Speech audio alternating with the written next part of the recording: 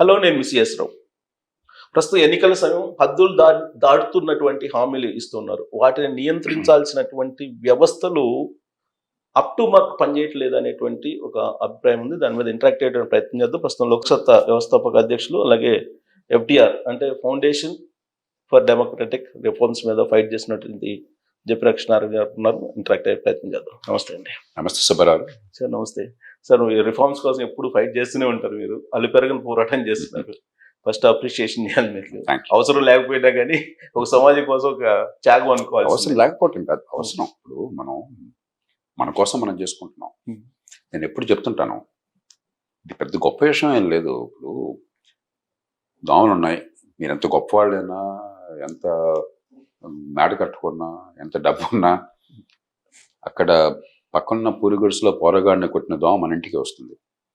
మనకే dengue virus వస్తుంది, chicken గన్యా వేస్తుంది, మలేరియా వేస్తుంది, మరో తప్పిస్తుంది. కానీ దోమను కంట్రోల్ చేయాలంటే కేవలం నా ఇంట్లో నేనేదో ఆల్ అవుట్ మొదటి పెట్టుకుంటే చాలదు. ఇది అర్థమైతే చాలు. అది అందరికీ రావాలి కదా. దీనిలో త్యాగాలని లేవు. మన ఉమ్మడి అవసరాలు మన బతుకుని శాసిస్తాయి. దాన్ని పట్టించుకోకపోతే బతుకు నరకం అవుతుంది. కాబట్టి వ్యక్తిగతంగా జీవితం ప్రతి యువతను కోరేది మీరు మీ జీవితాన్ని అందంగా మలుచుకోండి. దానికి ఎవరికి సంజాయిషి ఇవ్వక్కర్లా. నిజాయితీగా చేస్తున్నంత వరకు సమాజంలో 10 మందికి అవసరం వస్తువుల్ని, సేవలను ఉత్పత్తి చేసి మీరు జీవితంలో గౌరవంగా బతుకుతున్నంత వరకు దానికి ఎవరికి సంజాయిషి ఇవ్వక్కర్లా. కానీ కాస్త మంది హితం కూడా పట్టించుకోవాలి. ఈ దోమల నివారణ పట్టించుకోకపోతే మన బతుకు నరకం అవుతుంది. ఇదే మనం చేస్తుంది. మన ఇంట్లో పనితో పాటు సమాజంలో కొన్ని మన బతుకుని శాసిస్తాయి అన్నమాట. సో ఇంతమంది చేస్తున్నప్పుడు కూడా, ఫైట్ చేస్తున్నారు చాలా మంది మీలాంటి వాళ్ళు చేస్తున్నప్పుడు కూడా, ఈ రిఫార్మ్స్ అనేది ఫైట్ చేశారు. మీరు ఎన్నికల రిఫార్మ్స్ కూడా ఫైట్ చేశారు. కానీ ఇప్పుడు ఇస్తున్నటువంటి హామీలు ఏదైతే ఉన్నాయో సార్, అవి నిజంగా మనం భారత్ని లేదంటే రాష్ట్రాలని సరైన మార్గంలో తీసుకెళ్తున్నట్టు అనిపిస్తుంది. ఖచ్చితంగా సమాధానం ఒక్కటే కాదు అని కదా. ఇప్పుడు మనంతా పోరాడుతుంది అదే కదా. కానీ సుబ్బారావు, మన దేశంలోనే కాదు, ఇది అంత నిరాశ అక్కర్లా. ప్రపంచంలో ప్రతి ప్రజాస్వామ్యంలో కూడా ఈ సమస్య ఉన్నది. కీలకమైన అంశం ఏంటంటే, ఎన్నికల్లో మీరు ఎన్నికలను పక్కన పెట్టండి, రాజకీయం పక్కన పెట్టండి, కుటుంబాన్ని గురించి ఆలోచించండి. మీకు పిల్లలు ఉన్నారు కదా, పిల్లల్ని పెంచారు, ఇప్పుడు ఏదో స్థాయిలో ఉంటారు. పిల్లల పెంపకంలో ప్రతి తల్లికి తండ్రికి కలిగే బాధ ఏంటి? పిల్లోడో పిల్లో అమ్మ ఇప్పుడు టీవీ చూస్తానంటాడు. రాత్రి 10 11 మొబైల్ ఫోనో లేకపోతే స్క్రీనో చూస్తుంటానంటాడు. నాన్న నిద్రపోయటం, నిద్రపోకపోతే ఆరోగ్యం చెడిపోతుంది, లేకపోతే బయట పోయి ఆడుకో, ఊరికే దీని ముందు వీడియో గేమ్ ఆడుకోబాకు.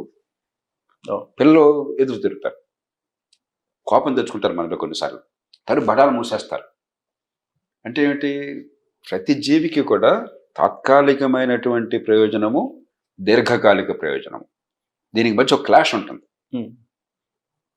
మన కుటుంబంలో ఏమవుతుంది? తల్లిదండ్రులకి పిల్లల మీద, మరి పిల్లలకి పూర్తిగా మేము ఆధారపడ్డారు కదా, కాబట్టి మన మీద మన కాలం మీద పెత్తనం ఉంది. సమాజం దాన్ని అంగీకరిస్తుంది. మూడోది, మనకి పిల్లలంటే ప్రేమ ఉంది, పిల్లలకి మనం అంటే ప్రేమ ఉంది, తెలుసు. ఆ క్షణంలో అర్చుకున్నా కూడా మరి ఇన్ని ప్రేమ, ఇంత అనుబంధం ఉన్నటువంటి కుటుంబాల్లోనే ఈ దీర్ఘకాలిక లక్ష్యాల కోసం సమాజాన్ని నడపడంత కష్టమైతే, ముక్కు మొహం తెలియని లక్షల మందితో కూర్చుని రాజకీయం చేయాలి, పరిపాలన చేయాలి. మరి దీర్ఘకాలం గురించి ఎందుకు ఆలోచన వస్తుంది? ఈ పూట, ఈ క్షణం. అందుకనే రాజకీయ పార్టీలు ప్రతి దేశంలో కూడా, ప్రజాస్వామ్య దేశాల్లో, ప్రజాస్వామ్యం లేకపోతే పరిస్థితి వేరు. డెంగ్ షాపింగ్ ఉన్నాడు అనుకోండి, ఒక విజ్ఞత గల నాయకుడు, నిజంగా విజ్ఞత గలవాడైతే, సమాజాన్ని ప్రేమించేవాడైతే, ఇది కాదయా నోరు మూసి కూర్చోండి అని చెప్పంటే కాదనే వాళ్ళు ఎవరు ఉండరు. ఆయన దింపే ప్రయత్నం జరగదు. ఈ కారణంగా నడుస్తుంది. దుర్మార్గుడు వస్తే వాడిని అంతా నాశనం కూడా చేస్తాడు. కానీ ప్రజాస్వామ్యంలో అందరినీ ఆకట్టుకోవాలంటే ఈ తాత్కాలిక ప్రయోజనము, దీర్ఘకాలిక ప్రయోజనము రెంటిని సమన్వయం చేయటం అన్నది కీలకమైన అంశం. అందుకని తాత్కాలిక ప్రయోజనం లేకుండా రాజకీయం నడవదు. కానీ తాత్కాలిక ప్రయోజనమే రాజకీయం అయితే దేశం నడవదు. కాబట్టి ఈ రెంటిని బ్యాలెన్స్ చేయాలి. నేను వాదించేది అది. అంతేగాని ఈ పూట అవసరం తీర్చొద్దని అంటలా. కానీ ఈ పూట అవసరం కోసం రేపటిని బలిపెట్టద్దు. కానీ అంకిత జ్ఞానం ఉండదు కదా పార్టీలకి. ఇప్పుడు ఎన్నికల్లో పోటీ చేస్తున్నప్పుడు జీవన మరణ సమస్య. ఇప్పుడు ఓడిపోతే నా ప్రాణం, మరణమే మిన్నా అనుకుంటాడు. ఓటమి కంటే మరణమే మిన్నా అని చెప్పి అనుకున్నవాడు చాలా మంది రాజకీయాల్లో ఉన్నారు. అంతే. ఎందుకు అడగబాకండి, అదొక పిచ్చి. నా దృష్టిలో అది పిచ్చి తప్ప ఇంకోటి కారణం లేదు. వీళ్ళలో చాలా మంది ఏమో సంతోషం అనిపించట్లా, నరకం అనిపిస్తున్నారు. ఈ డబ్బులు ఖర్చు పెట్టి ఈ పదవుల్లోకి వెళ్ళి ఆ తర్వాత చేసేది పాడు లేదు, 10 మంది చూపెట్టుకోవడం తప్ప, కారు, ఫోను, ప్యూను, లైట్ తప్ప వాడికి అధికారం లేదు, పాడు లేదు. 190 మందికి. తర్వాత ప్రైవేట్గా మాట్లాడితే ఏడుస్తారు, ఎందుకు ఖర్చు పెట్టాలో తెలియదు సార్, ఎందుకు పిచ్చి పిచ్చి పనులు చేశానని చెప్పాను. కానీ అలా ఉన్నటువంటి ఇంత పోటీ, అధికారం కోసం పోటీ ఉన్న సమాజంలో ఎట్లా కొట్టి ఈ పూట ఓటు రావాలి, రేపు దేశం ఏమైనా పర్లేదని చెప్పిన పరిస్థితులు వచ్చింది. అందుకే కొన్ని కట్టుబాట్లు ఉండాలి ఖచ్చితంగా. అది లేకపోతే ఎన్నికలు మాత్రమే సర్వస్వం అనుకుంటే దేశం నరకం అయిపోతుంది. సో దీని మీద ఆర్బీఐ మాజీ గవర్నర్ సుబ్బారావు గారు కూడా ఒక 2 రోజుల క్రితం ఒక స్టేట్మెంట్ ఇచ్చారు. దీనికి ఇష్టానుసారంగా ఉచితాలు ప్రకటిస్తున్నారు, దాని మీద ఒక నియంత్రణ అవసరం, అది కేంద్ర ప్రభుత్వం జోక్యం చేసుకోవాలి లేదా ఎన్నికల కమిషన్ జోక్యం చేసుకోవాలి అనేది, అది ప్రొవిజన్ ఉందా సార్ జోక్యం చేసుకొని కంట్రోల్ చేసేది? ఎన్నికల సంఘం జోక్యం చేసుకోవడం సాధ్యం కాదు. మనం ఏంటంటే ఈ మన దేశంలో ప్రజాస్వామ్యం అంటే మన బాగా చికాకు వచ్చి, రాజకీయం అంటే ద్వేషం వచ్చి, సుప్రీంకోర్టు, ఎలక్షన్ కమిషను, మరొక అధికారి వాడు వచ్చి మొత్తం మార్చేస్తారంటున్నారు. ప్రజాస్వామ్యంలో ఉన్న లోపాలకి ముందు ప్రజాస్వామ్యమే, రాజకీయంలో ఉన్న లోపాలకి ముందు రాజకీయమే, మంచి రాజకీయమే తప్ప రాజకీయం ప్రజాస్వామ్యానికి అతీతంగా పరిష్కారాలు రావు. కొంతమంది సుప్రీంకోర్టు కూడా వెళ్ళారు, మీరు ఏదైనా ఆదేశం అండి, వాళ్ళు ఏదైనా పెద్ద మనుషుల్లాగా ఇలా ఉంటే బాగుంటుంది అంటారు, అది అంతేనే చెప్పలేదు. కానీ ఏం చేయాలి, అలాగే మౌనంగా ఉండొచ్చా? కాదు. ఇతర దేశాల్లో ఏం చేస్తున్నారు, ఉదాహరణకి అమెరికా ఉందనుకోండి, కాంగ్రెషనల్ బడ్జెట్ ఆఫీస్ అని ఒకటి ఉన్నది, సిబిఓ అంటారు. అది కాంగ్రెస్ అంటే పార్లమెంట్, అక్కడ కాంగ్రెస్ అంటే American Congress, American parliament Congress అంటారు. కాబట్టి పార్లమెంట్కి జవాబుదారీగా ఉంటుంది, స్వతంత్రంగా ఉంటుంది. ఏ పార్టీ ఏ ప్రతిపాదనలు తెచ్చినా కూడా ఒక చట్ట రూపంలో, విధాన రూపంలో వాళ్ళు ఏదో చెప్తారు, చెప్పేవాళ్ళు ఎప్పుడు కూడా ఖర్చు తక్కువ చెప్తారు, లాభం ఎక్కువ చెప్తారు. ఏ ప్రతిపాదన తెచ్చినా కూడా వీళ్ళు స్వతంత్రంగా ఆలోచించి నిపుణులతో కూర్చొని, చాలా నిష్ణాతులైన నిపుణులు, సబ్జెక్ట్ ఎక్స్పర్ట్స్ వాళ్ళంతా ఉంటారు. వాళ్ళంతా కూడా పరిశోధన చేసి అసలు దీనికి ఖర్చు ఏంటి, వీళ్ళ ప్రతిపాదనలో ఖర్చు ఎంత అవుతుంది, ఆ డబ్బు ఎక్కడి నుంచి వస్తుంది, ఫలితం ఏమొస్తుంది, ఈవేళ ఎట్లా ఉంటుంది, 10 ఏళ్ళకి ఎట్లా ఉంటుంది, 20 ఏళ్ళకి ఎట్లా ఉంటుంది, ఇవన్నీ అంచనా వేసి ప్రజల ముందు పెడతారు. పార్లమెంట్ ముందు పెడతారు, ప్రజల ముందు పెడతారు. దాని ప్రాతిపదికన చర్చ జరుగుతుంది. మన దేశంలో ఏమవుతుంది, కాకులు లెక్కలు తప్ప అసలు పెట్టే యంత్రాంగం లేదు. ఉదాహరణకి కాంగ్రెస్ పార్టీ ఇప్పుడు ప్రతి పేద కుటుంబానికి ₹1,00,000 మహిళలకి ఇస్తామని చెప్పన్నారు. 1,00,000 కన్నా 10 లక్షలు ఇవ్వచ్చు. ఇప్పుడు పేదలకు డబ్బులు సాయం చేస్తామంటే కాదని అడగటం ఏ మనసు ఉన్నాడు ఎవరని అంటారు. కానీ కనీసం 7 కోట్ల పేద కుటుంబాలు ఉన్నాయి. మనం ఈ జన్ధన్ లెక్కన చూసినట్టయితే 54 కోట్లు 55 కోట్లు ఉన్నాయి అకౌంట్, జన్ధన్ అకౌంట్ ఈ దేశంలో. పోనీ అంత లేదండి, ఒక దానిలో సగం మట్టుకే ఉన్నాయి పేద కుటుంబాలు. వాళ్ళల్లో కుటుంబంలో 4 ఉంటారు కాబట్టి మహిళలకు మాత్రమే అన్నాం కాబట్టి కుటుంబానికి 1 లక్ష తీసుకుందాము అన్న 7 లక్షల కోట్ల రూపాయలు అవుతుంది ఏడాది. 7 లక్షల కోట్లు అవుతుంది. అలాగే రెండోది రుణమాఫీ అన్నారు. ఎన్నోసారి రుణమాఫీ నాకు గుర్తురావట్లేదు. ఎప్పుడో చౌదరి దేవీలాల్ కాలంలో 1990లో రుణమాఫీ ప్రకటించారు మొట్టమొదట. అప్పటి నుంచి రుణమాఫీలు చూస్తూనే ఉన్నాం ఈ దేశంలో. రుణమాఫీల వల్ల రైతుల పరిస్థితి బాగుపడాల. నిజంగా రుణమాఫీ పరిష్కారం అయితే ఇన్నిసార్లు రుణమాఫీలకి వ్యవసాయం అంతా పండగ కావాలిగా. ప్రతిరోజు వ్యవసాయ అధ్వానం మీద మనంతా గోపోతున్నాం కదా. కానీ ఆకట్టుకోవడానికి ఇది ఒక మార్గం, తాత్కాలికంగా ఏదో. దాంతో ఏమవుతుంది, డబ్బులు సకాలంలో కట్టినాడు పాపాత్ముడు. బ్యాంకు దగ్గర అప్పు తీసుకుని డబ్బు తిరిగి కడితే వాడు మూర్ఖుడు, పాపాత్ముడు. కట్టకుండా ఎగ్గొట్టినాడు చాలా తెలియగలడు. ఎప్పుడు ఎవడో ఒకటి మార్చకపోతాడని చెప్పని మొత్తం క్రెడిట్ వ్యవస్థ మొత్తం నాశనం చేసి వ్యవసాయాన్ని నాశనం చేస్తున్నాం. దాని ఖర్చు ఎంత అవుతుందో తెలియదు. ఇప్పుడు ఇవాళ బహుశా దగ్గర ఒక 22 లక్షల కోట్ల రూపాయలు వ్యవసాయ రుణాలు ఈ సంవత్సరం బట్వాడా చేస్తున్నారు. 22 లక్షలు 24 లక్షల కోట్లు ఉంది, 24 లక్షల కోట్లు. దానిలో ఒక 3వ వంతు మనకి పోనీ బకాయిలు ఉన్నాయనుకున్నా కూడా 7-8 లక్షల కోట్లు అవుతుంది, ఎంతో తెలియదు నాకు. ఈ 2 అంశాలు తీసుకోండి, మిగతా చాలా ఉన్నాయి ఇంకా హామీల్లో. ఖజానాలో డబ్బుల సంగతి ఏంటి? వాళ్ళ యూనియన్ ప్రభుత్వానికి కేంద్రం అన్నమాట నేను మాట్లాడను, కొంచెం చాదస్తాను. నా దృష్టిలో కేంద్రం లేదు, యూనియన్ సమాఖ్య ఉన్నది. ఈ సమాఖ్య ప్రభుత్వానికి, ఢిల్లీలో ఉన్న జాతీయ ప్రభుత్వానికి ఒక ఏడాదిలో వచ్చే అన్ని రకాల ఆదాయాలు కలిపితే పన్నులు, సెస్సులు, సర్ఛార్జులు రకరకాలు ఉన్నాయి, 42 లక్షల కోట్ల రూపాయలు. నేను సంవత్సరం బడ్జెట్లో అంకెలు చెప్తున్నాను. దానిలో 22,74,000 కోట్ల రూపాయలు రాష్ట్రాలకు వివిధ రూపాయల్లో బదిలీ అవుతుంది. అంటే మిగిలింది మరి 19,26,000 కోట్ల రూపాయలు. దానిలో 11,91,000 కోట్ల రూపాయలు వడ్డీలు చెల్లింపులు ఉన్నాయి. దాన్ని ఏ ప్రభుత్వం వచ్చినా, ఎవరు ప్రధానమంత్రి అయినా గతంలో చేసినప్పుడు వడ్డీ చెల్లించకపోతే మొత్తం దేశ ఆర్థిక వ్యవస్థ కుప్పకూలిపోతుంది. ప్రపంచంలో మీకు పైసలు లభ్యలేవు, నోరు మూసుకొచ్చుంటారు. సంక్షోభం అయిపోయింది. అది మన చేతిలో లేదు. జీతభత్యాలు 7,68,000 కోట్ల రూపాయలు. ఈ రెండు కలిగితే 19,70,000 కోట్లు, 19,60,000 కోట్లు అయిపోయింది. మన దగ్గర డబ్బులు ఉంది 14,24,000 కోట్ల రూపాయలు. అంటే ఈ మాత్రానికి అప్పు చేయాల్సి వస్తుంది. గతంలో చేసిన అప్పులకు వడ్డీలు చెల్లించడానికి, జీతాలు ఇవ్వడానికి అప్పులు చేయాల్సి వస్తుంది. ఆ పైన సబ్సిడీలు, ఎరువుల సబ్సిడీలు ఉన్నాయి, ఆహార సబ్సిడీ ఉంది, మరో సబ్సిడీ, అవన్నీ లెక్కట్లేదు. అవన్నీ అప్పుల మీద. ఇట్లా ఉండగా వీళ్ళు ఇండియన్ ప్రకారం ఇంకొక 20 లక్షల కోట్లు కొత్తగా ఖర్చు చూపెట్టేస్తున్నారు. పైసా డబ్బులు లేవు అంటే అప్పు చూసి పప్పు కూడా అవుతుంది. ఈ మాటలు చెప్పేవాళ్ళు మీరు నేను తప్ప ఎవరు లేవు. ఎందుకని? ప్రామాణికంగా లెక్కలు లేవు ఎక్కడ. మేము చేస్తామండి, పత్రికల్లో కూడా టీవీల్లో కూడా ఇలా ఇస్తాము అంటున్నారు తప్పితే మేము అన్నీ ఇచ్చేస్తాం, అందరికి పంపిణీ చేస్తాం, ఎక్కడి నుంచి చేస్తామనే మాట అట్లా. ఎందుకని? ప్రామాణికంగా అంకెలు లేవు. కాబట్టి మనం అతి కీలకమైనది ప్రజలకు అర్థం కావాలి అంటే, అమెరికాలో ఉన్నట్టుగా కాంగ్రెషనల్ బడ్జెట్ ఆఫీస్ లాగా ఒక స్వతంత్ర ప్రతిపత్తి గల, నైపుణ్యంతో కూడిన, పక్షపాత రహితమైన, పార్టీలకు అతీతంగా, పారదర్శకంగా, ఇప్పుడు నేను చెప్పాను మీకు అంకెలు, ఈ ఇంకో లెక్కలు వేసుకోవచ్చు. రేపు కాంగ్రెస్ పార్టీ లేదంటే జేపీ గారు చెప్పింది కరెక్ట్ కాదని చెప్పండి, నాకు అభ్యంతరం లేదు, మనం పరిశీలిద్దాం. ఏమో దీనిలో లెక్కల్లో రహస్యం ఉండదు కదా. ఒక 50,000 కోట్లు అటు ఇటు ఉంటుంది తప్ప లెక్కలు మార్చే అవకాశం లేదు. దీనిలో లెక్కలు మార్చే అవకాశం లేదు. పారదర్శకంగా చెప్పారనుకోండి. అలాగే బ్రిటన్లో మరొక ఇలాంటి సంస్థ పేరు వేరే ఉంటుంది, ఆఫీస్ ఆఫ్ బడ్జెట్ రెస్పాన్సిబిలిటీ అన్నారు. పార్లమెంట్ చట్టం ద్వారా ఏర్పాటు చేసింది. ఇక్కడ అమెరికాలో కూడా అంతే. ఆఫీస్ ఆఫ్ బడ్జెట్ రెస్పాన్సిబిలిటీ ఏంటి? మీరు ఇచ్చే హామీలు, సంక్షేమ పథకాలు, విధానాలు, వాటి ఖర్చు ఏంటి నిగ్గు తెలుస్తారు. ఇవాళ ఖర్చు అంతా, వచ్చేడంతా, 10 ఏళ్ళకంతా దాని మీద భారం ఎలా ఉంటుంది చెప్పని. దాని మీద పార్లమెంట్లో చర్చగా జరుగుతుంది, పత్రికల్లో చర్చ జరుగుతుంది, ప్రజల్లో చర్చ జరుగుతుంది.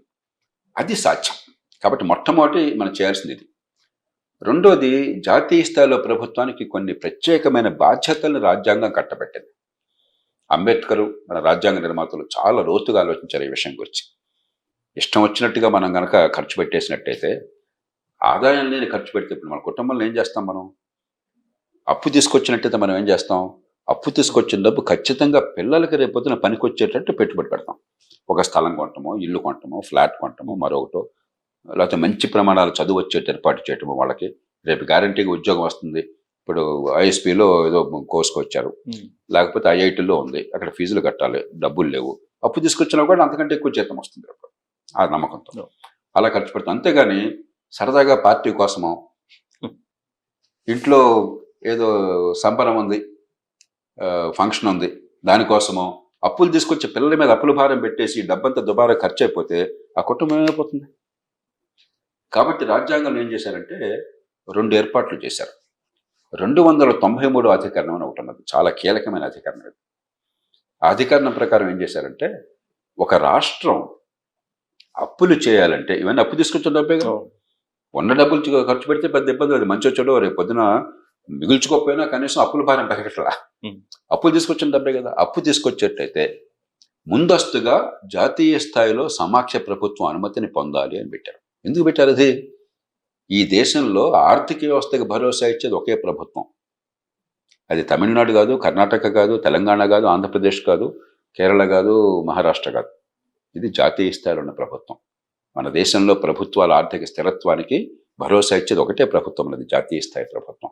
రూపాయి విలువ కావచ్చు, విదేశాల్లో మనకు పరపతి కావచ్చు, దేశం పరపతి కావచ్చు, అప్పులు వచ్చే అవకాశం కావచ్చు, దాన్ని బట్టి వడ్డీ రేట్ల నిర్ణయం కావచ్చు, ఇవన్నీ కూడా జాతీయ స్థాయి ప్రభుత్వం ఆధారపడి ఉన్నాయి.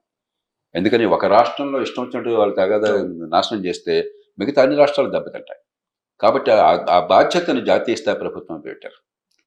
అట్లాగే ఇంకోటి ఏం చేశారు, ఒక రాష్ట్రం ఒక స్థితి దాటినట్టయితే, ఇక దివాలా తీసేసి జీతభత్యాలు కూడా చెల్లించలేక, అప్పులు కూడా చెల్లించే పరిస్థితి లేకుండా అప్పులు పుట్టిన పరిస్థితి వచ్చినట్టయితే, అప్పుడు ఆ రాష్ట్రం ఆర్థిక వ్యవస్థ మొత్తం మీద అధికారాన్ని పార్లమెంటుకి, జాతీయ స్థాయిలో ప్రభుత్వానికి పెట్టేశారు.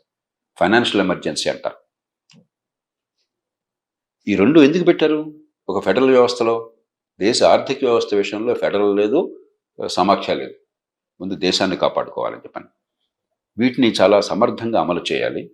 ఉదాహరణకి ఒక చిన్న నిబంధన గట్టిగా పెట్టామనుకోండి, రాష్ట్రంలో కావచ్చు, జాతీయ స్థాయిలో కావచ్చు, ప్రభుత్వం మీరు ఏం చేసినా, ఏ పందారాలు చేసినా, ఏ పంపిణీలు చేసినా, ఇప్పుడు ఈ మధ్య ప్రజాపనిగా డిస్ట్రిబ్యూషన్ పంపిణీ చేస్తామని ప్రకటిస్తున్నారు. ఇంటికి ఏం చేసినా తీసుకెళ్ళిస్తా ఉంటారు. మీకు వచ్చే పన్నుల డబ్బుల్లోంచి మీరు ఏదన్నా చేసుకోండి. జీతభత్యాలు, వడ్డీ చెల్లింపులు, పంపిణీలు మీ ఇష్టం. కానీ మీకు వచ్చే అది ప్రతి సంవత్సరం వచ్చే ఆదాయం. అప్పులు చేసిన డబ్బు రూపాయి కూడా దానికి వెళ్ళడానికి వెళ్ళదు. ఆ ఒక్క రూలు ఖరాఖండిగా పెట్టి దాన్ని అమలు చేస్తే అది అందరికీ అమలు కావాలి. రాష్ట్రాలకు అమలు కావాలి, జాతీయ స్థాయిలో కూడా అమలు కావాలి. అది చేసి ఇంతకు దాటుతోంది వీళ్ళ హామీలు అని చెప్పన్నమాట కనుక ప్రజల ముందు పెట్టినట్టయితే ఒక స్వతంత్రంగా నిజాయితీగా చేసే సంస్థ, అప్పుడు చర్చ మరింత సరిగ్గా జరుగుతుంది. ఈ పార్టీలు పిచ్చి హామీలు ఇచ్చినా కూడా రేపొద్దున ఇష్టం వచ్చినట్టు రాష్ట్రాలను దేశాలను నాశనం చేసే అవకాశం ఉండదు. ఆ రెంటిని బలోపేతం చేయాలి. సార్ మీరు చెప్తుంది బాగుంది, చాలా అది చేస్తే బాగుంటుంది. ట్రాన్స్పరెన్సీగా ఉండేటువంటి ఒక వ్యవస్థ అయితే ఏర్పాటు చేయాలంటున్నారు. అసలు ఉన్నటువంటి వ్యవస్థని ఇప్పుడు ఎలక్షన్ కమిషన్ కే కోరలు తీసేశారు అనేటువంటిది కూడా వినిపిస్తుంది కదా. ఈవెన్ మనం అంటే బీజేపీ వాళ్ళు ఏదో నలుగురిని పెట్టారు దాంట్లో అన్ని మనకి ఇప్పుడు ప్రధానమంత్రి ఒక మంత్రి ఆ ప్రతిపక్ష నాయకుడితో ఎన్నికల సంఘం నియామకాలను ఏర్పాటు చేశారు. ఇప్పటిదాకా పరిస్థితి ఏంటి? జవహర్లాల్ నెహ్రూ గారు ప్రధానమంత్రిగా ఉన్నా, ఇందిరాగాంధీ గారు ప్రధానమంత్రిగా ఉన్నా, రాజీవ్ గాంధీ గారు ప్రధానమంత్రిగా ఉన్నా, మొరార్జీ దేశాయ్ గారు ఉన్నా, వాజ్పేయి గారు ఉన్నా, మోదీ గారు ఉన్నా, మన్మోహన్ సింగ్ గారు ఉన్నా, ప్రధానమంత్రులు ఎన్నికల సంఘం నియామకం ఎవరు చేశారు? ప్రధానమంత్రి గారు చేశారు. ఒక్కళ్ళు చేసేదాని బదులు ప్రధానమంత్రి, ప్రతిపక్ష నాయకుడు, ఒక మంత్రి కూడా అన్నారు. ఆనాడు ఒక్కళ్ళు చేస్తే ఇబ్బంది లేనప్పుడు ఇప్పుడు ముగ్గురు చేస్తే ఇబ్బంది వచ్చిందా? మనం చాలా అభూత కల్పనలు మాట్లాడుకుంటున్నాం ఈ దేశంలో. నిజమే, మరింత విస్తరించి ఒక కలేజియం ఏర్పాటు చేస్తే సంతోషమే. కానీ అయ్య బాబాయ్ ప్రజాస్వామ్యం నాశనం అయిపోయింది అంటే ఇప్పటిదాకా ఈ దేశంలో ప్రజాస్వామ్యం నడలేదా? ఈ 70 ఏళ్ల పాటు ఎన్నికలు జరిగింది ఎన్నికల సంఘం కదా? అక్కడ నియామకం చేసింది ప్రధానమంత్రులు కదా? ఇదంతా కూడా ఏంటంటే కేవలం నాకు మీరు ఇష్టం లేకపోతే నేను ఇష్టం వచ్చేట్టు మాట్లాడతాను, మీకు నేను ఇష్టం లేకపోతే మీరు ఇష్టం వచ్చేట్టు మాట్లాడతారు. సో వాస్తవాల గురించి ఆలోచించాలి. ఇంకోటి సార్, ఇప్పుడు ఎలక్షన్ కమిషన్ మనం అంటే 2-3 దశాబ్దాల నుంచి చూస్తే టిఎన్ శేషన్ గారు, లింగడో గారు ఉన్నప్పుడు ఏ విధంగా అయితే ఎఫెక్టివ్ గా పనిచేసిందో అలా చేయట్లేదు అనేది ఒకటి ఉంది కదా. నేను ఎన్నికల్ని నడిపిన వాడిని, రిటర్నింగ్ ఆఫీసర్గా, జిల్లా ఎన్నికల అధికారిగా, దేశంలో పరిశీలకుడిగా, తర్వాత పౌర సమాజ నాయకుడిగా ప్రపంచంలో వివిధ దేశాల్లో ఎన్నికల పరిశీలకుడిగా వెళ్ళాను. మనకి కామన్వెల్త్ తరపున ఇతర సందర్భాల్లో నేను చాలా నిర్మోహమాటంగా చెప్తున్నాను, మన దేశంలో ఉన్నంత పటిష్టంగా బలంగా ఎన్నికల సంఘం ప్రపంచంలో ఎక్కడా లేదు. ఇన్ని విశేషమైన అధికారాలు, ఇన్ని సమగ్రమైన ఏర్పాట్లు ప్రపంచంలో మనతో పోల్చదగ్గ దేశాల్లో ఎక్కడా లేవు. అమెరికాలో ఎలక్షన్ జరిగితే అంత గొప్ప దేశం అనుకుంటాం, అంత టెక్నాలజీ ఉంది, అంత డబ్బు ఉంది వాళ్ళకి, అంత అనుభవం అన్నది, అంత ప్రజాస్వామ్య సంస్కృతి ఉన్నది. 2020లో ఎలక్షన్లో నేను ఓడిపోయినా నేను గెలిచానని 75 రోజులు మాట్లాడుతున్నాడు ఇవాళ కూడా. ఆ దేశం 130 మంది నమ్ముతున్నారు, అబద్ధాన్ని నమ్ముతున్నారు. దేశం అల్లకల్లోలం అయిపోతుంది. మన దేశంలో గొడవలు లేవు. మనం చాలా ఎక్కువగా అతిశయోక్తులు, ఎలక్షన్ హడావిడి, ఈ పోలరైజేషను, ఈ కులాలు, వర్గాలు, పార్టీలు గొడవలు తప్ప లోపాలు ఉన్నవని కదా ఉంటాయి. కానీ మన అదృష్టం కొద్దీ తొలి రోజు నుంచి సుకుమార్ సేన్ అని చెప్పని ఎన్నికల సంఘం మొట్టమొదటి ప్రధాన ఎన్నికల కమిషనర్, దేశంలో ఎన్నికల సంఘం ఏర్పడినప్పుడు 1950లో ఏర్పాటాడు. ఆయన ప్రధాన ఎన్నికల కమిషనర్ వచ్చాడు. మొట్టమొదటి సార్వత్రిక ఎన్నికలు ఆయన జరిపాడు 52లో. అప్పుడు అసెంబ్లీలు రాష్ట్రాల్లో, పార్లమెంటు జాతీయ స్థాయిలో కలిపి ఎన్నికలు జరిగినాయి. తర్వాత చాలా కాలం అలా జరుగుతూ వచ్చినాయి. అప్పటి నుంచి మంచి సాంప్రదాయాన్ని ఏర్పాటు చేశారు. ఎన్నికల సంఘం అంటే ఢిల్లీలో ఉన్న ఒకళ్ళు ముగ్గురు కాదు, పూర్వం ఒకళ్ళే ఉండేవాళ్ళు, ఇప్పుడు ముగ్గురు ఉంటున్నారు. ఎన్నికల సంఘం వాళ్ళు ఊరికి పైన అక్కడ అండగా, అంతేగాని ఎన్నికల సంఘం అంటే దేశం మొత్తంలో ఉన్న జిల్లా కలెక్టర్లు, పెద్ద నగరాలు అయితే మున్సిపల్ కమిషనర్లు, వాళ్ళ చేతుల్లో ఉన్న సర్వ యంత్రాంగము, బహుశా 1 కోటి మందికి పైగా ప్రభుత్వ ఉద్యోగులు, 1 కోటి మందికి పైగా ఎన్నికల్లో పనిచేస్తారు. మన దేశంలో ఏమైందంటే మామూలు పరిపాలనలో ఎంత అవినీతి, అక్రమాలు, పొరపాట్లు ఉన్నా కూడా ఉన్నాయి. నాలంటే రోజు చేసే పోరాటం అదే కదా, పరిపాలన బాగలేదనే కదా సంస్కరణ కావాలని కోరేది. కానీ చేపట్టినటువంటి సాంప్రదాయాలు, చేసిన ఏర్పాట్ల వల్ల ఎన్నికల టైం వచ్చేసరికి ఇదే పరిపాలన యంత్రాంగం నిష్పాక్షికంగా, సమర్థంగా, సకాలంలో పనిచేయడం అనేది ఒక సాంప్రదాయం వచ్చేసింది. అది జరగకపోతే వారు తలకాయిపోతారు. నిబంధనలు చాలా స్పష్టంగా, ఎన్నికల గైడ్ లైన్స్ కావచ్చు, లేకపోతే ప్రోటోకాల్స్ కావచ్చు, రూల్స్ కావచ్చు, ప్రవర్తన నియమావళి కావచ్చు, ఎలక్షన్ మాన్యువల్స్ కావచ్చు, చాలా సమర్థంగా, సమగ్రంగా, ఏ రకమైన సందేహానికి తావు లేకుండా ఏర్పాటు చేశారు. 1. 2, 1000 కళ్ళతో సమాజం చూస్తోంది. ఉమ్. పత్రికలు కావచ్చు, జనం కావచ్చు, పార్టీలు కావచ్చు, వాళ్ళ కార్యకర్తలు కావచ్చు, అభ్యర్థులు కావచ్చు, వాళ్ళ ఏజెంట్లు కావచ్చు, ప్రతి క్షణం సరే కోర్టులు కావచ్చు దుర్బిణి వేసుకుని అనుక్షణం డేగ కళ్ళతో చూస్తున్నాం. ఇది మనకి శ్రీరామ రక్ష. అందుకని ఈ దేశంలో ఎన్నికల్లో ఎవరు నెగ్గినా ఎవరు నెగ్గకపోయినా కూడా ఎన్నికల ఫలితాన్ని అందరూ కూడా ప్రశాంతంగా ఆమోదించారు ఈ 75 ఏళ్లలో. ఇందిరాగాంధీ ఒక మహానేత అన్నాడు. ఆవిడ ఓడిపోతుందని చెప్పి నేను ఓడిపోవాలని కోరుకున్నాం మేమంతా ఎమర్జెన్సీ పోవాలని, కానీ ఓడిపోతుందని మాకు నమ్మకం కుదరలా. మరి ప్రజలు నిశ్శబ్దంగా ఓడించేశారు ఆవిడని. మళ్ళీ ఆవిడని 80లో మళ్ళీ జనతా కలగోరు కంపైపోయింది, కప్పలు తక్కడిందని మళ్ళీ తిరిగి తీసుకొచ్చారు అదే ప్రజలు. ఎన్టీ రామారావు 83లో తీసుకొచ్చారు. ఇందిరాగాంధీ ఎంత పోరాటం చేసింది ఆవిడ, ఎంత అధికారం అన్నది ఆవిడని. అదే ఎన్టీ రామారావు 89లో ఆయన సొంతంగా ఊడిపోయాడు ఒక నియోజకవర్గంలో. కాబట్టి ఇంత చరిత్ర ఉన్నటువంటి దేశంలో ఎన్నికల సంఘం పనిచేయట్లేదు అన్నది పొరపాటు. అది కొన్ని సందర్భాల్లో చాలా పక్షపాత వైఖరి ఉన్నవాళ్ళు, మంచి చరిత్ర లేని వాళ్ళు కూడా నియమించారు. నేను పేర్లు చెప్పనప్పుడు గతంలో జరిగింది. ఏం కొంపనికి పోలా, ఎందుకంటే మిగతా కారణాల వల్ల. ఎన్నికల సంఘం అంటే ఢిల్లీలో కాదు. 89లో నాకు ఎవరు ఫిర్యాదు చేయకుండా ఏ ఎన్నికల సంఘం నాకు ఆదేశాలు ఇవ్వాల, ఏ అధికారి కూడా పై ఆదేశాల కోసం చూడాల్సిన అవసరం లేదు. ఏ ఫిర్యాదు ఇవ్వకుండా నాకు కేవలం నా కంటపడింది ఒక పోలింగ్ బూత్లో ఉన్న ఓట్ల కంటే 1-2 ఎక్కువ ఓట్లు నమోదైనాయి. నిజమా కాదా వెరిఫై చేసుకుని అది కరెక్ట్ అని తేలాక నాకు రిపోర్ట్ చేయలేదని చివాట్లు వేసి రిటర్నింగ్ అధికారిని నేను రీపోల్ వెంటనే ఆర్డర్ చేశాను. ఆ కారణంగా అధికార పార్టీకి వ్యతిరేకంగా ఓటుపడి ఆ పోలింగ్ బూత్లో రీపోలు ఒక 70 ఓట్లతో ప్రతిపక్షాన్ని గెలిచాడు. ఏ అధికార పార్టీ వాడు నన్ను శాసించే సాహసం చేయలే.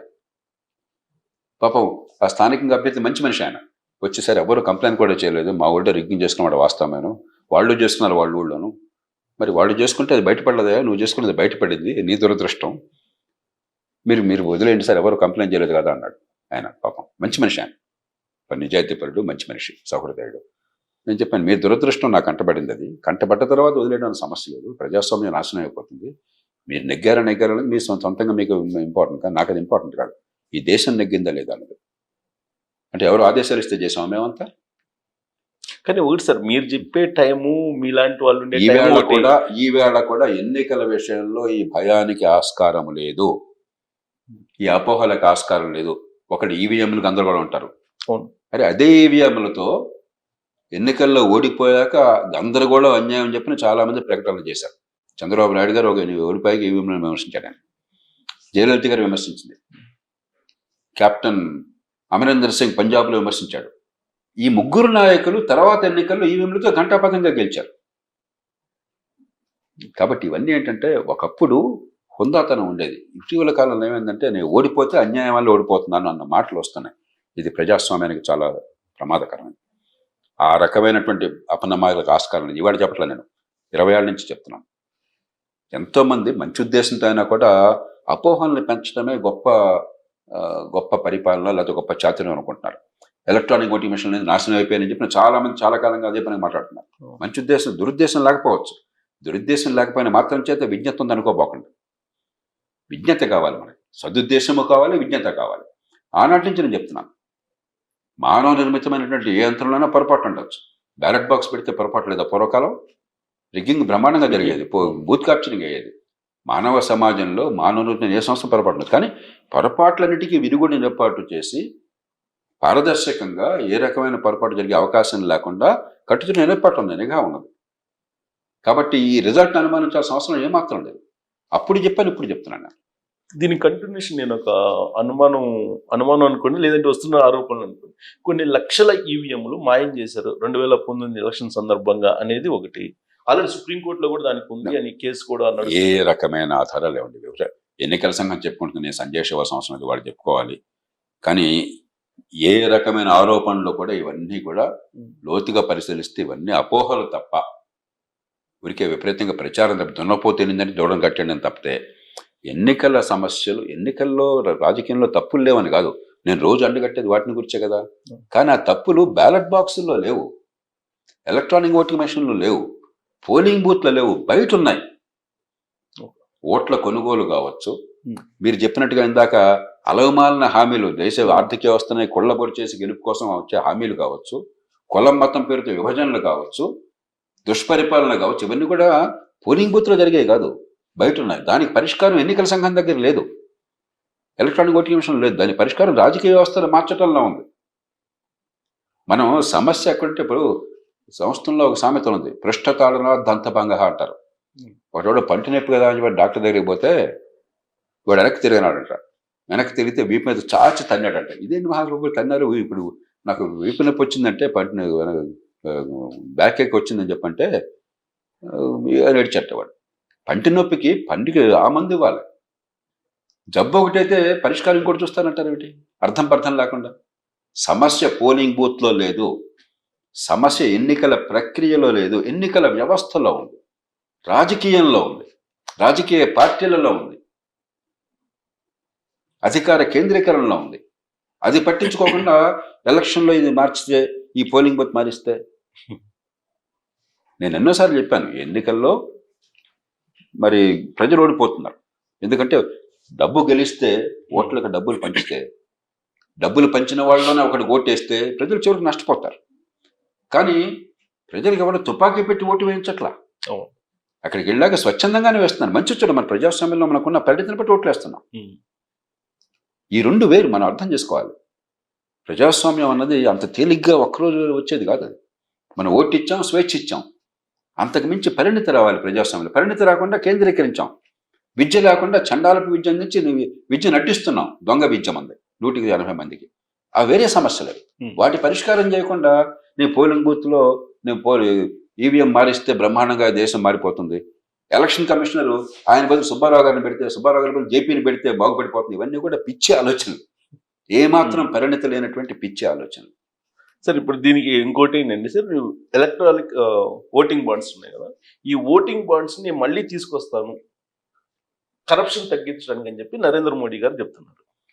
నాకు తెలియదు, మరి ఆయన అన్నారని చెప్పి నాకు తెలియదు. ఒక స్టేట్మెంట్ నేను ఇచ్చారు. అన్నది ఏంటంటే,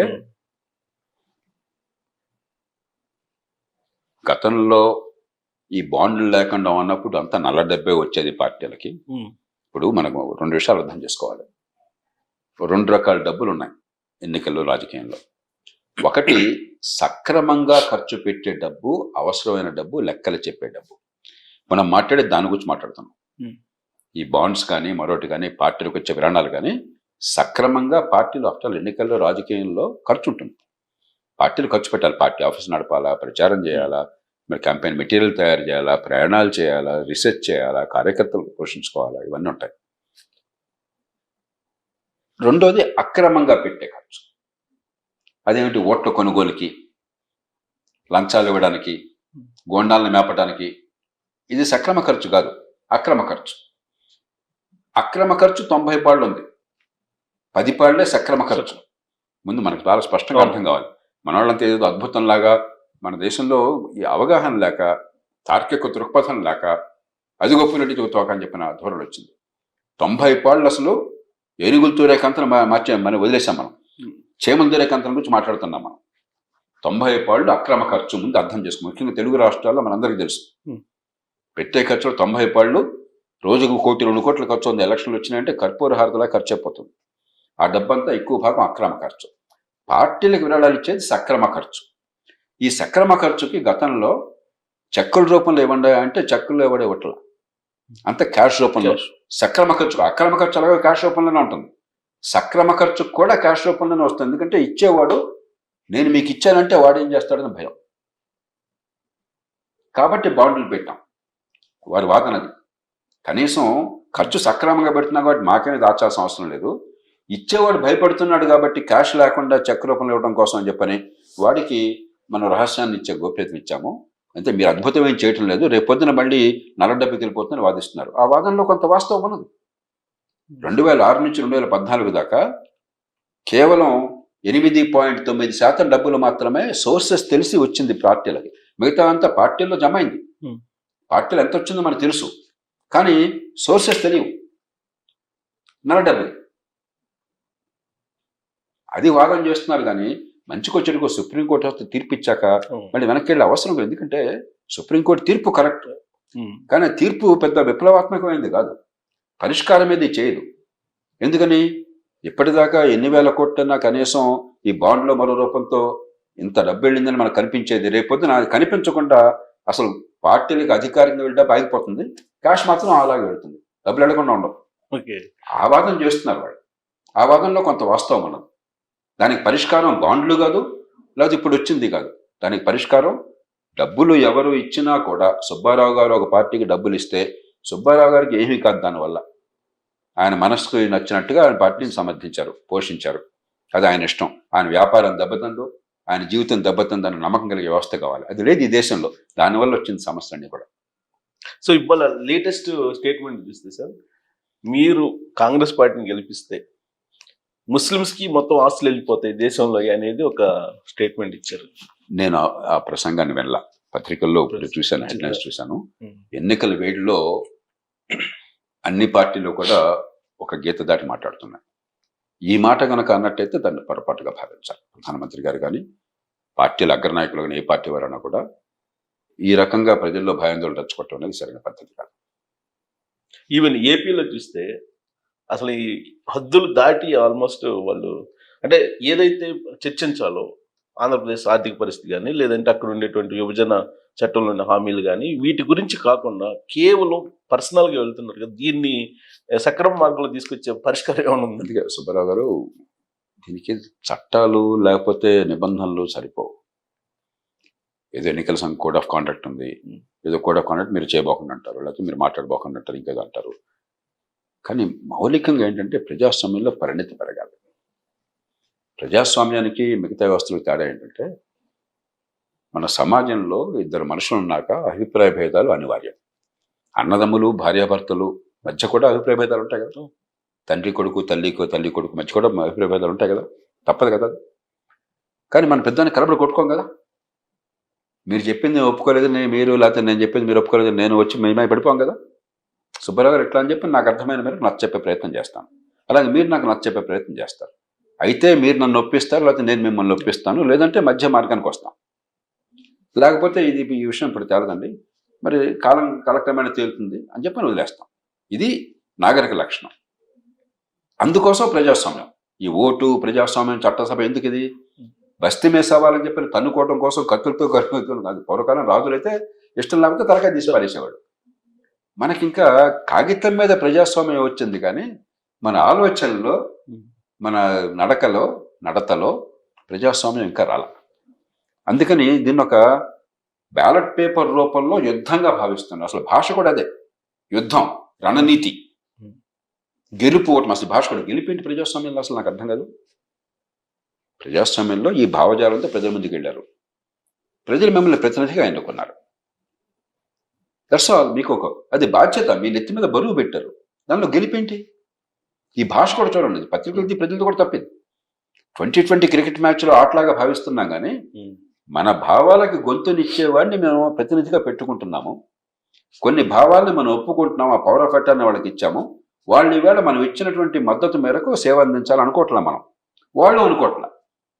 ఇది ఒక యుద్ధంలాగా తయారైంది. యుద్ధంలో ఈ గొడవలో మరి యుద్ధంలో చూసాం కదా, మన పాత సినిమాలు, జానపద సినిమాల్లో కూడా వీడు తొడగొడతాడు, వాడు మేసం ఆడతాడు, మేమేస్తాడు, వీడు వాడి తండ్రిని తిడతాడు, వాడి తల్లిని తిడతాడు. ఇప్పుడు అలానే ఉంది. చివరికి రామాయణ భారతాల్లో కూడా కొన్ని సందర్భాల్లో చూసాం కదా, భారతంలో మరి ఎక్కువ కనిపిస్తుంటాయి. అంచేత ఒక యుద్ధంలాగా భావించినప్పుడు, పదవే సర్వస్వం అయినప్పుడు, ఎన్నిక కావడం కంటే, ఎన్నికల్లో నెగ్గకుండా ఉండటం కంటే మరణమే శరణ్యం అనుకుంటున్నప్పుడు, లక్ష్యం పదవి మార్గం కాదు దేశంలో మార్పులు తేవడానికి. అలా ఉన్నప్పుడు ఒక ఫ్యూడల్ తత్వం ఉంది. ఆ ఫ్యూడల్ తత్వంలో బస్తీ మీద సవాల్ తప్ప ఇంకోటి రాదు. దాని తగ్గట్టుగా కులాన్ని పెట్టారనుకోండి, మీరు వెంటనే అప్పటిదాకా కాస్త నింపాదిగా విద్యతో ఆలోచించేవాడు కూడా, అరే మన కులాన్ని ఆడు దిట్టాడు రా అనగానే వాడి పొలకు వచ్చేస్తుంది. ఎందుకంటే మనది ఇంకా పరిణతి చెందుతున్న సమాజం. ప్రజాస్వామ్యం ఈ మేరకు బలంగా ఉండటం చాలా గొప్ప విషయం, కానీ ఇంకా పూర్తిగా పరిణతి చెందరా. కానీ భావదారిద్ర్యం అనే ఒక పదం అనిపిస్తుంది. ఇప్పుడు టీఆర్ఎస్ పార్టీలో కల్వకుంట్ల ఫ్యామిలీలో ఏదన్నా విమర్శిస్తే వీళ్ళు ఆంధ్ర వాళ్ళు, లేదా బీజేపీని విమర్శిస్తే వీళ్ళు పాకిస్తాన్ మద్దతుదారులు, దేశద్రోహులు, లేదు జగన్మోహన్ రెడ్డినో లేదా వైఎస్ఆర్ కాంగ్రెస్ పార్టీనో పాలసీ ప్రకారం చూస్తే వీళ్ళు కమ్మోళ్ళు, ఇట్లాంటిది ప్రమాదకరంగా. ఖచ్చితంగా దానిలో అనుమానం లేదు. ఏంటంటే మీరు అన్నారు నేను కాళేశ్వరం ప్రాజెక్టు అంతకుముందు చేవెళ్ల ప్రాంత పేరుతో ఉన్నది. నేను వ్యవసాయానికి అనుకూలం, రైతులకు అనుకూలం, నీటిపారుదలకు అనుకూలం. కానీ ఆ పేరుతో లక్షల రూపాయలు ఒక్కొక్క ఎకరా ఖర్చు పెట్టి రాష్ట్రాన్ని దివాలా తీయద్దు, ఇదే డబ్బుతో రైతులకు మరింత మేలు చేకూర్చుగా పథకాలు రూపొందిద్దామని గట్టిగా వాదించాను. వాదిస్తే మీరు అన్నట్టుగా ఆంధ్రవాడి పని అంటే ఒకడు అంటాడు, మరొకడు ఇంకో రకరకాల మాట్లాడారు. అదే మరికొన్ని సందర్భాల్లో వాళ్ళు రైట్ అన్నప్పుడు మీరు చేసింది కరెక్ట్ అన్నా అనుకోండి, ఆయన కూడా కరెక్ట్గా చెప్పారంటారు. ఆయన చూసి ఆరు కూడా చెప్పారు చూసారా అంటారు. కోట్ చేశారు, మీ పేరు కోట్ చేసుకుని ఎలక్షన్ లో దాన్ని వాళ్ళు అనుకూలంగా మాట్లాడే మద్దతు ఉపయోగించుకున్నారు. మద్దతు కోసం, మద్దతు ఉన్నప్పుడు. లేకపోతే ఒక చిన్న మాట మంచి మాట చెప్పాను అనుకోండి, ఏదో సందర్భంలో ఈ ఆలోచన బాగానే ఉందని చెప్పని మమ్మల్ని బాగా మెచ్చేస్తున్న ఆకాశానికి ఎత్తేసారని చెప్పుకుంటారు. ఇట్లాగా మన భాషలో సంయమనము పోయింది, చర్చలో సమగ్రత పోయింది. భాషలోనూ ఒక కుదురు లేదు, చర్చలో సమగ్రత కావాలి. ఒక సమగ్రమైన చర్చలో సమ్యక్ దృక్పథం కావాలి, అది లేదు. అది లేకపోయేసరికి ప్రతిదానికి ఒక కులాన్నో మతాన్నో వర్గాన్నో ఆపాదించడం అలవాటైంది. దానికి పరిష్కారం మన ప్రజల చైతన్యంలోనే ఉంటుంది. మన కులాన్ని మించిన ప్రయోజనాలు ఉన్నాయి నా కుటుంబానికి, నా పిల్లలకని ప్రజలకి ఎప్పుడు ఎంత ఎక్కువ అర్థమైతే అంత ఎక్కువగా మార్పు వస్తుంది. కొంతమంది అయినా ఈ కులాల జంజాటంలో, ఈ మతాల పోరాటంలో, ఈ ప్రాంతాల విద్వేషాల్లో పాలు పంచుకోకుండా వాటికి అతీతంగా, మనకి ఇంగ్లీష్లో ఒక పద్యం అన్నది, జేజే హాలండ్ అని చెప్పిన, టాల్ మెన్, పొడుగాటి వాళ్ళు, సన్ క్రౌన్, సూర్యుడిని కిరీటంగా ధరించిన వాళ్ళు, హులీ అబౌవ్ ది ఫాగ్, మేఘాలని ఛేదించుకుని పైకి నిలిచిన వాళ్ళు, in public duty and in private thinking, ప్రజాజీవనంలో కానీ వ్యక్తిగత ఆలోచనలో కానీ అలా ఉన్నవాళ్ళు ధైర్యంగా ఊరికి ఆటుపోట్లకు గురి కాకుండా నిరంతరం ఉంటే అప్పుడు క్రెడిబిలిటీ. ఉదాహరణకి నన్ను ఏ కారణం లేకుండా బూతులు తిట్టిన సందర్భాలు ఉన్నాయి. మనకు దోషణ భోషణ తిరస్కారాలని సమానంగా భావించాలి, పట్టించుకోకూడదు. మనం చెప్తోంది వాస్తవమా కాదా, తర్కబద్ధమా కాదా, సమాజానికి పనికొచ్చేదా కాదా, విమర్శ సహేతుకమైనదా. విమర్శ సహేతుకమైనదైతే నిజాయితీగా ఆలోచించాలి. ఎవరి నుంచి వచ్చినా కూడా పునఃపరిశీలన చేసుకోవాలి. అది కాకుండా ద్వేషపూరితంగా వచ్చింది, ఊరికి భయపెట్టాలని వచ్చింది, లేకపోతే అజ్ఞానంతో వచ్చిందన్నట్టయితే మనం నవ్వేసి వదిలేసేయాలి.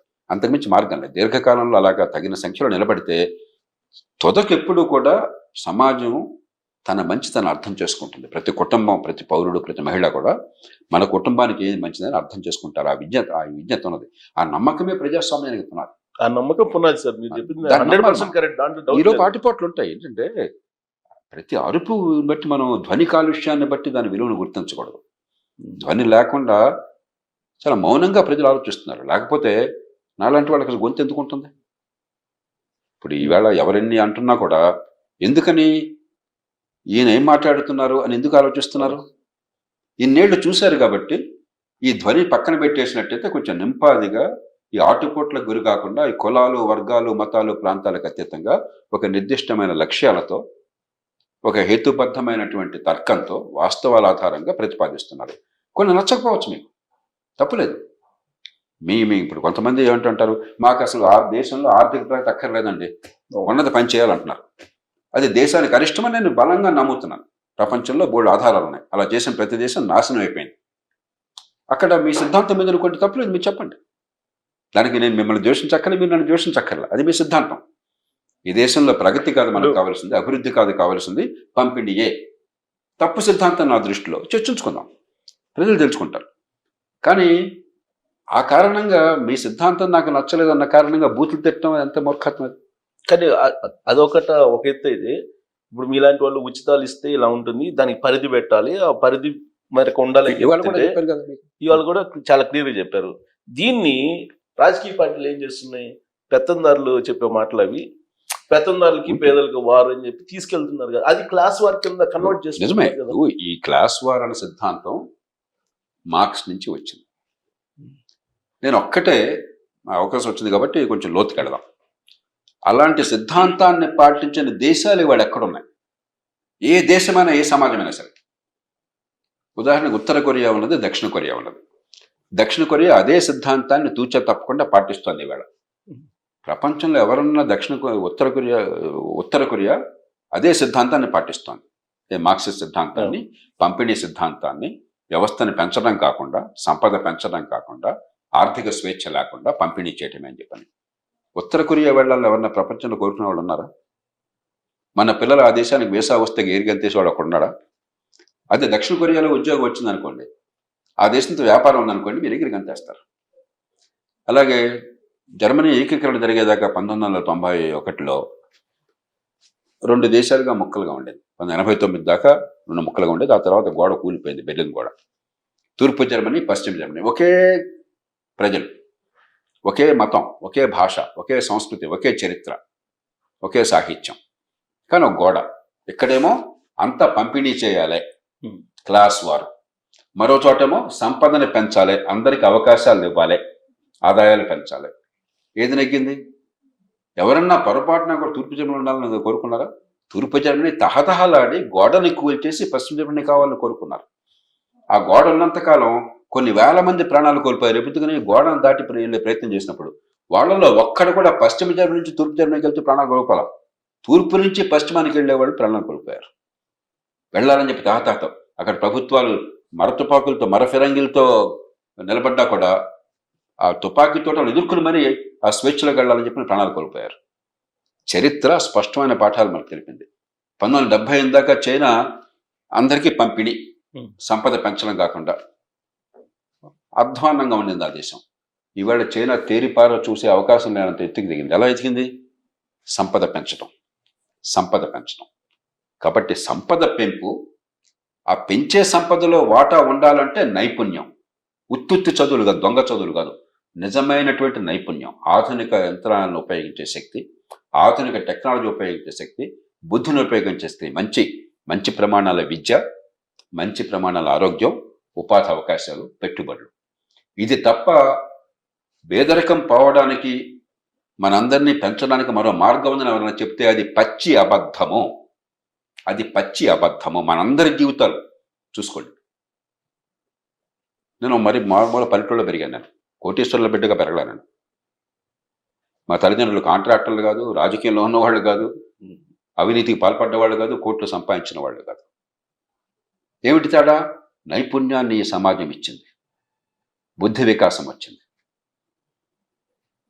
దానివల్ల పెరిగిన వాళ్ళని తప్ప ఎవడో దానంగా ఇచ్చిన వాళ్ళు కాదు. వాడి దానం ఇచ్చేదంటే నాకు దేవుడు తెలివితేటలు ఇచ్చాడు, నాకు సమానంగా, అందరికీ సమానంగా.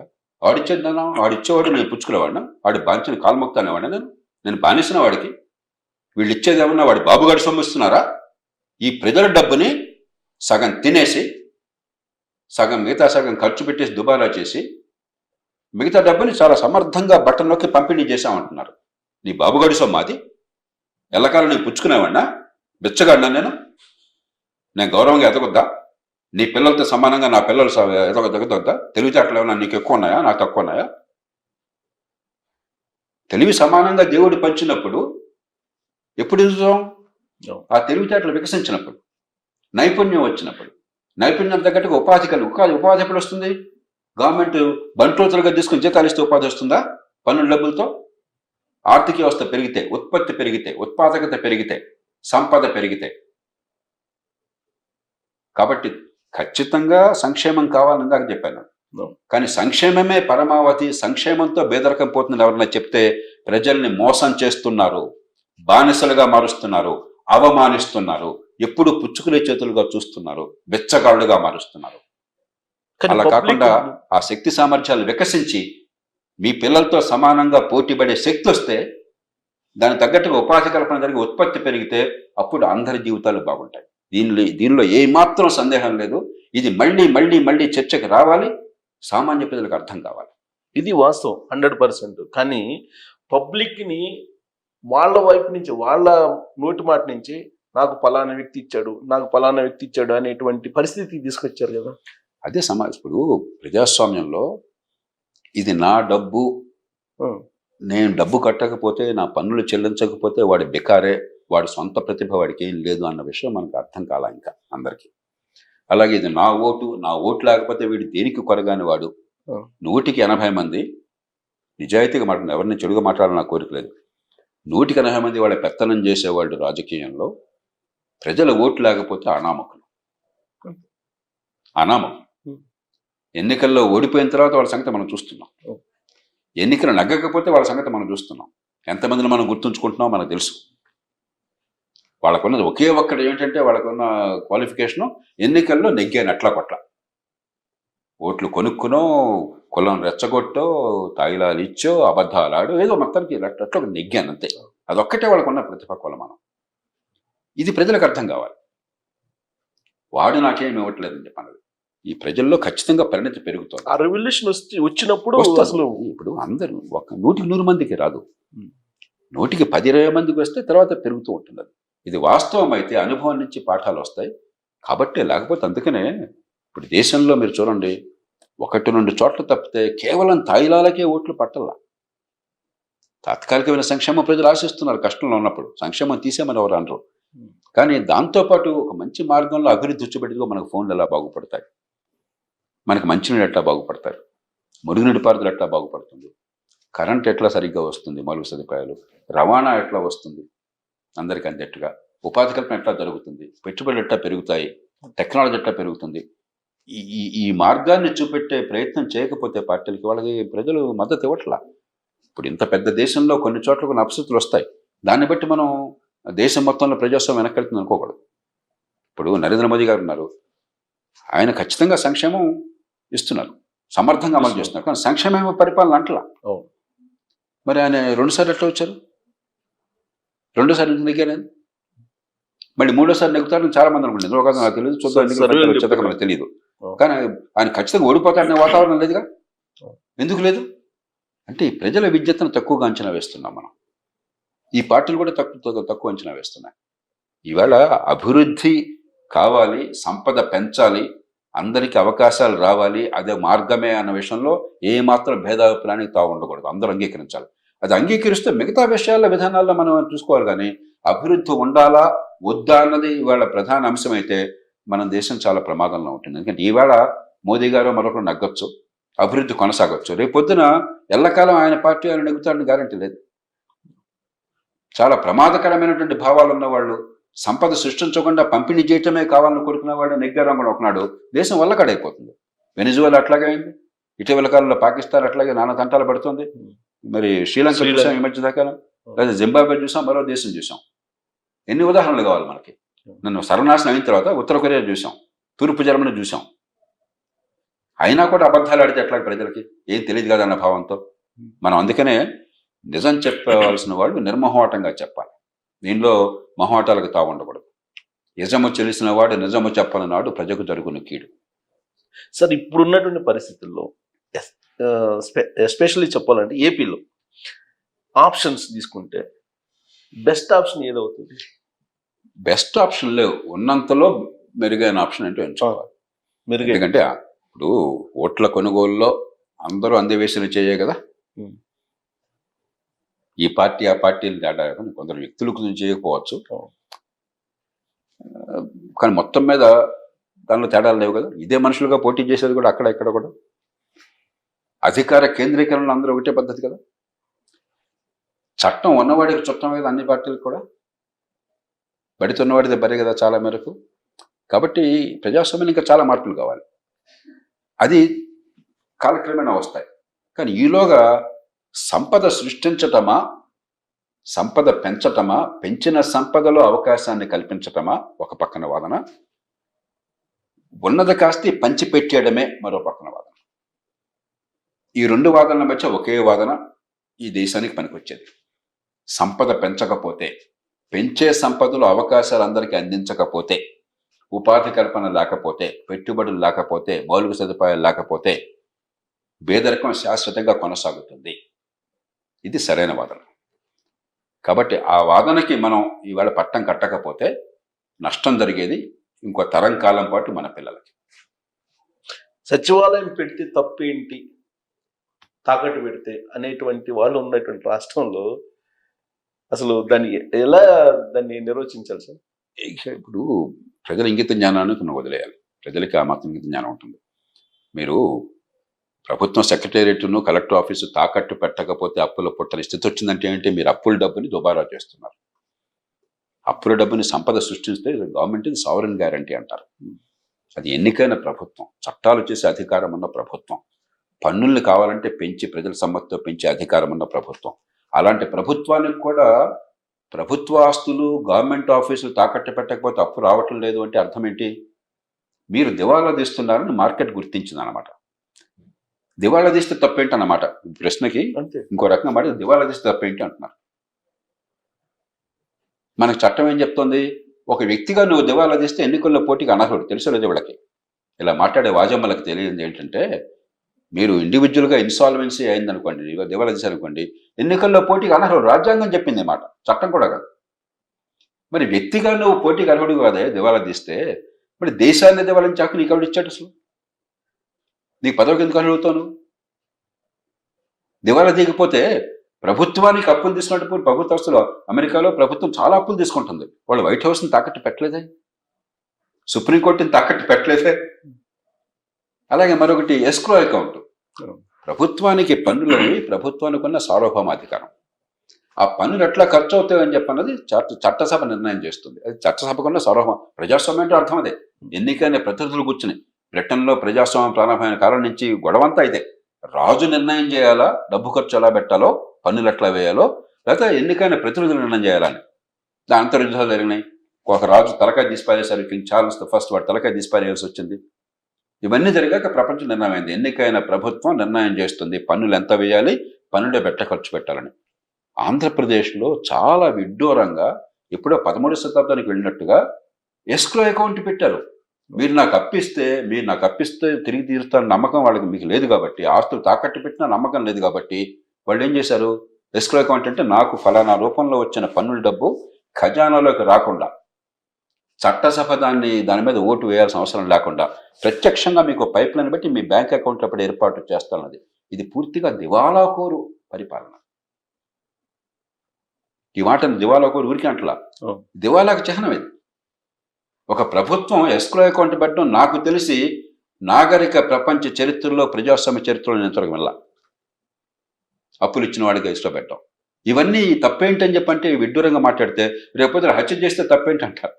అసెంబ్లీలో పెట్టకుండా ఇష్టం వచ్చినట్టు రాజరికంలో చేస్తే తప్పేంటి అంటారు. అదృష్టం కొద్దీ ఇంకా ఈ దేశంలో రాజ్యాంగం ఉన్నది, రాజ్యాంగాన్ని కాపాడే సంస్థలు ఉన్నాయి, ప్రజల్లో ఇంగిత జ్ఞానం ఉన్నది.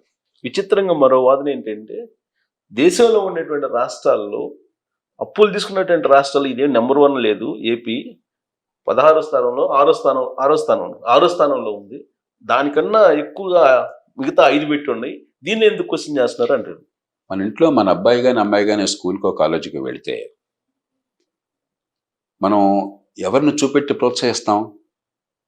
నాన్న అంటే మామూలుగా పోలికలు తేవాల్సిన అవసరం లేదు. పిల్లగా వాడు చిన్నవారి మనసుల మీద చెడు భావం కలగకూడదు. కానీ మనం ఇన్స్పిరేషన్ ఎవరిని చూసి నేర్చుకోమంటాం? నెంబర్ 1 ఉండే వాళ్ళని ఇన్స్పిరేషన్ తీసుకోమంటారు. అదే అక్కడ వాళ్ళు బాగా చేస్తున్నారు, ఎలా చేస్తున్నారు తెలుసుకో, మనం బాగా చేద్దామని. ఒక ఆటగాడు ఆడుతుంటే, అరే ఓ ధోనిలాగా బ్రహ్మాండంగా ఒక మూడు ఓవర్లు ఆడినా కూడా 6లు దాతలు ఆడించాడయ్యా. ఒక విరాట్ కోహ్లీ బ్రహ్మాండంగా చేశాడు, ఒక సునీల్ గవాస్కర్ అద్భుతంగా చేశాడయ్యా. ఇది మనం పిల్లలకు ఉదాహరణగా చూపెట్టి ఆ మార్గాన్ని నడిపించే ప్రయత్నం చేస్తామా? లేకపోతే ఎందుకు కొరగాని వాళ్ళని చూపెట్టేసి, అధములను చూపెట్టేసి, జీవితంలో ఏది సాధించాలని చూపెట్టేసి, వాడి వ్యధాలో ఉన్నాడు నువ్వు కూడా వ్యధాలా ఉండని చెప్తామా మనం? ఎవరు కావాలి పోలిక మనకి? మన పొరుగున ఉన్నటువంటి ఒరిస్సా ఒక బలహీనమైన బీమారు రాష్ట్రాల్లో ఒకటిగా పేరు పొందింది చాలా కాలం పాటు. ఆ రోజుల్లో ఉత్తరప్రదేశ్, బీహార్, మధ్యప్రదేశ్, రాజస్థాన్, ఒరిస్సా ఇవన్నీ కూడా భారతదేశంలో పూర్తిగా అట్టడుగున ఉన్న రాష్ట్రాలు, పాపం సర్వనాశనమైన రాష్ట్రాలు చెప్పిన భావన ఉండేది. ఆ రాష్ట్రాలకు అవమానకరంగా ఉండేది. ఇవాళ ఉత్తరప్రదేశ్, ఇవాళ ఒరిస్సా 26,000 కోట్ల రూపాయల రెవెన్యూ మిగులు చూపెడుతోంది. అంటే వచ్చిన పన్నుల డబ్బుల్లో సంక్షేమానికి సమర్థంగా ఖర్చు పెడుతున్నారు, పరిపాలనకే ఖర్చు పెడుతున్నారు. ఖర్చు పెట్టగా 26,000 కోట్ల రూపాయల మిగులు సాధించి దాన్ని పెట్టుబడులకు భవిష్యత్తు కోసం పెడుతున్నారు. ఆ పైన అప్పులు చేసి అప్పుల డబ్బు కూడా భవిష్యత్తు కోసం పెట్టుబడి పెడుతున్నారు. కొన్ని రాజకీయంగా ప్రజల మద్దతు కోల్పోయారా? 25 ఏళ్ల నుంచి వరుసగా గెలుస్తున్నారు. ఆర్భాటం ఉందా? మీలాగా నేను ఇచ్చా అని చెప్తున్నారా? అసలు ఆయన మొహమే కనిపించదు, ఆయన ప్రచారమే ఉండదు. నవీన్ పట్నాయక్ నాకు బంధువు కాదు, ఆయన నాకు బావగారు కాదు, మామగారు కాదు, బాబాయ్ కాదు, నాకు సంబంధం లేదు. కానీ ఆయన మొహమే కనిపించదు. అది రాజకీయం, హుందాగల రాజకీయం, ప్రజల్ని ప్రేమించే రాజకీయం. వారిని ఉదాహరణ తీసుకోండి మీరు. అది పేద రాష్ట్రం అండి, డబ్బున్న రాష్ట్రం కూడా కాదు మనతో పోలిస్తే గతంలో. అలాగే ఉత్తరప్రదేశ్ అధ్వాన్నంగా ఉన్న రాష్ట్రం అనుకునేవాళ్ళం. 25-26 కోట్ల జనాభా ఉంది. ప్రపంచంలో వేరే దేశం అయితే 3వ లేక 4వ పెద్ద దేశం అవుతుంది. అది 74,000 కోట్ల రూపాయలు మిగులు చూపెడుతున్నారు. 74,000 కోట్ల రూపాయలు మిగులు చూపెడుతున్నారు. ప్రజల్లో ఆదరణ లేదా? రెండోసారి ఎన్నికలు డంగా బజాయించి గెలిచారు. ఇవాళ లోక్సభలో కూడా చాలా సీట్లు వారే గెలుస్తారని చెప్పి అందరూ అనుకుంటున్నారు. కాబట్టి ఉదాహరణ ఎవరిని తీసుకుంటారు మీరు? దగులుబాజీ రాజకీయాలను ఉదాహరణగా తీసుకుంటారా? సంపద పెంచి ప్రజల విశ్వాసాన్ని చొరగొని రాష్ట్రాలను అభివృద్ధి మార్గాన్ని పెట్టే రాష్ట్రాలను ఉదాహరణగా తీసుకుంటారా? ఇప్పుడు లేటెస్ట్ జరిగిన డెవలప్మెంట్ ఏంటి సార్, మీ దృష్టికి వచ్చిందో రాలేదు? ఆంధ్రప్రదేశ్లో బతకలేనటువంటి పరిస్థితి ఉంది. భూ కబ్జాలు ప్రైవేటు వాళ్ళు కూడా తీసేసుకుంటున్నారని చెప్పి నిరసన వ్యక్తం చేస్తూ ఒక మహిళ పత్తిపాడు కాన్స్టిట్యున్సీ నుంచి ఢిల్లీ వెళ్ళి అక్కడ ఢిల్లీలో ఇండియా గేట్ దగ్గర తన ఏలుని లెఫ్ట్ హ్యాండ్ బటన్ వేలు నరుక్కొని నిరసన వ్యక్తం చేసింది. దీన్ని అసలు ముందుగా ఏమనాలి? ఆ మహిళకు కానీ మిగతా వారికి కానీ విజ్ఞప్తి, పరిస్థితి ఎంత దారుణంగా ఉన్నా కూడా ఆత్మహింసకు పాల్పడటం లేకపోతే ఆత్మహత్యలకు పాల్పడడం అది పరిష్కారం కాదు. ముందు మనం ప్రజాస్వామ్యంలో సంఘటితంగా పరిజ్ఞానంతో గొంతు విప్పటం తప్ప, రాజ్యాంగబద్ధమైన పద్ధతుల్లో ప్రజల చైతన్యాన్ని పెంచడం తప్ప, మనకి ఎంత ఆక్రోశం ఉన్నా కూడా నా వేలు నరుక్కుంటాను, నా మెడ నరుక్కుంటాను, నేను ఆత్మహత్య చేసుకుంటాను దాన్ని నేను ఎప్పుడు సమర్థించాను. ముందు అసలు చాలా క్లారిటీ ఉండాలి మనకి.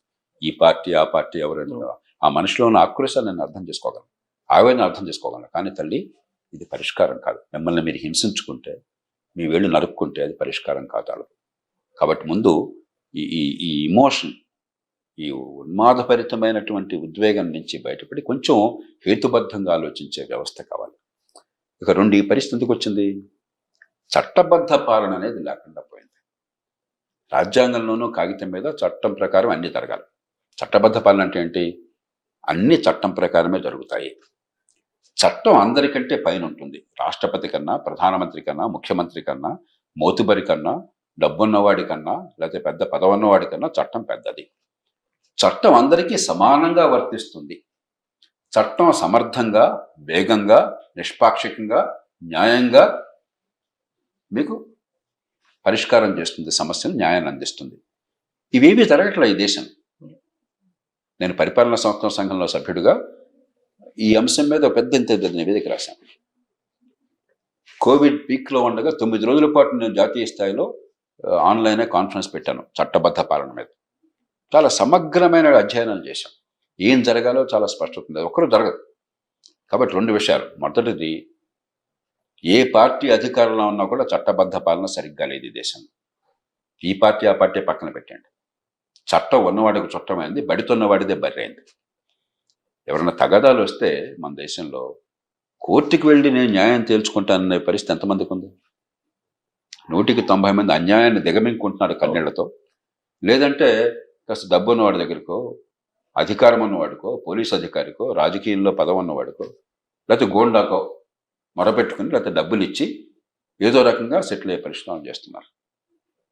కాబట్టి ముందు ఈ దేశంలో రాజకీయ పార్టీలు అందరూ కూడా మీరు అధికారంలో ఉంటే ఒక మాట, ప్రతిపక్షంలో ఉంటే మరో మాట కాకుండా, ఎల్లకాలం అధికారంలో వాళ్ళని తిట్టడం కాకుండా, ఈ తప్పులు జరగకుండా మేమేం చేస్తాం? 1, 2, 3, 4 పద్ధతులు ఉన్నాయి.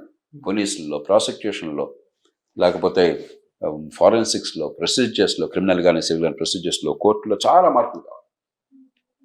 కానీ ఈలోగా ఏమవుతుందంటే చట్టబద్ధ పాలన లేని సమాజంలో కూడా కొందరు మరీ బరి తెగించి, అంతగా చట్టం సరిగ్గా పనిచేయని దేశంలో కూడా కొంత మర్యాదలు, కొంచెం మన్ననలు, మరీ ఇంత గీత దాటితే మరీ బాగుండదు అని ఒక బిడియం ఉన్నది.